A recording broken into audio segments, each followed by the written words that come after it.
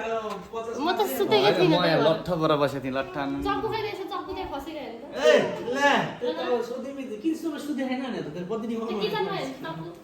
चक्कु ल्याउनु त मान्छेसँग मैले सोचेँ तपाईँ सिधै तपाईँ सिधै आउनुभयो अङ्गुर खानुभयो त्यो कतै के चाहिँ देखेर खान नपाएको गरे होला त्यो चाहिँ होइन लागेको लुकाएर राखेको विशेष नभन् भनेर राखेको चाहिँ म आज भोलि मलाई उठाउनु भएन भने भन्दै थिएँ अहिले उठाउनु पर्ने भर्खर त सुतिरहेको ल्याउनु भने त्यही भएर मैले आज भल बाबा यहाँ कस्तो आइसक्यो सरप्राइज केक खाने आऊ केक आऊ ल आऊ केक खान लाउ छोरो ह्याप्पी बर्थडे टु यु आउँछ भने आऊ नभन् सिधा आइसक्यो जुरुक्क उठेर